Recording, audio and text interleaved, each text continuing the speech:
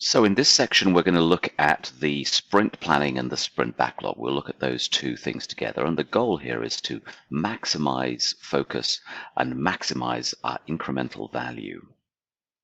So within the context of the Scrum framework, it's these two sections that we're going to look at together in a little bit of detail. So a few things to think about. The first one is that we time box this event as well. The sprint planning event should be time boxed, and it should be a maximum of 4 hours for a 2-week sprint, typically, is what you'll do. And again, important to time box that to make sure that we get things done. In that time, what we're doing is we're deciding what we're going to do, and we are planning how we're going to do it and who's going to do what within that. And this is something that the team really is driving, obviously supported by a Scrum Master, and the product owner is available to really answer clarifying questions around the outcomes that we're looking to achieve and so forth. So it's really important that we only take into the sprint those things which we believe we can deliver. There is a temptation to shoehorn more stuff in, to overpromise and then underdeliver. Far better, in my experience, to take in what you know you can deliver, and if that gets delivered early, which often it does, you then go back, the team goes back to the sprint backlog and takes the next item out of the product backlog and delivers that as well in the sprint. If you do that, make sure that the thing that you take into the sprint can be delivered within the remaining time of that sprint. So we commit to focus on what's in the sprint. Here we are trying to avoid multitasking and the consequential context switching that comes from that, which slows us down so much. So really we stay focused on that, which is why you don't want teams to be working on multiple projects or in multiple teams. Ideally, we want to all stay together focused on that team for the duration of the sprint. Obviously, with Agile, we're always going to be pragmatic, but where possible, we try and control that. And then we make sure that we understand clearly the objectives and the desired outcomes. Because the more we understand that, the easier it is to make decisions when things crop up, when blockages appear, when things don't quite work the way we hoped they would. If we are totally clear about the objectives and about the outcomes, we as a team can then solve those problems most of the time ourselves. Obviously, the product owner should always be on hand throughout the sprint to answer any questions that need answering.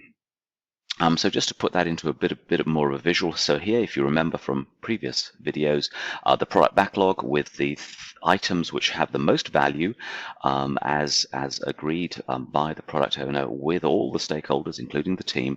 Most valuable things are at the top, and those are the things that have been really defined and planned, and we have the right level of detail. It should therefore be easy for the team to simply take items from the product backlog, typically starting from the top. So to make life really easy, if this has been done properly, you take item number 1.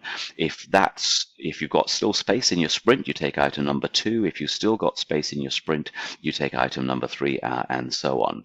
And then in this example, item number 4 is sitting there waiting to be taken into either the next sprint or the current sprint if the work has been completed.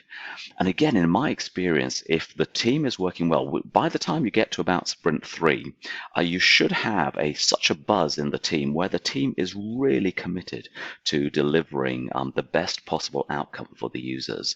And in doing that, they will be enthused about taking the work in and taking that. We're going to talk in future videos about the psychology of all of this, and we've probably talked about some of them before as well, which I will go and add into the previous pathway. But understand the psychology of what's happening here. Human beings, basically, if they have autonomy, mastery, and a sense of purpose, that they want to do their absolute best. This idea that we are intrinsically lazy, I just do not believe that is true. Maybe some of us are, but most of us want to do a good job. And if we're motivated and inspired, we will actually do our absolute best. So just to conclude on this, then, what do we want to think about? So take only into the sprint what we think we can deliver. We can always take more in later, but you don't want to end up in a situation, again coming back to psychology, where you've failed because you have taken too much in, you haven't been able to deliver it, or worse, you've actually delivered it but to inferior quality. Remember, quality is extremely important with Agile. The next is, if we look at the idea of commitment, commitment is one of the values of Scrum. And what we mean by commitment is we commit to focus on the task at hand. We commit to focus to the team. We commit to focus to the work that we've taken into the team. We also commit to getting feedback, to inspect and adapt as we go through.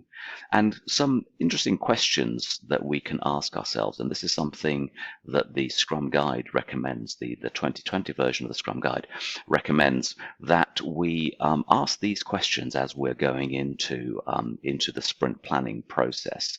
So why is this sprint valuable? What is the sprint goal? What can be done in the sprint, and how will that chosen work get done? If we can answer those 4 questions, that really helps. Again, by the time you're in sprint 3 and beyond, this is just becoming a really sort of straightforward process. We're getting used to it, and we are enjoying the process of what we're doing, and we're looking forward to taking more work in. If at any point this is feeling like a chore, if at any point the work is feeling like a chore and it's feeling difficult, that's probably because we're doing something slightly wrong. The video that I'm going to post on what I learned about skiing recently will hopefully help us get our heads into that, as to understand how what it should feel like. And it should feel fun, it should feel light, it should feel empowering, enthusiastic, and that we are achieving together.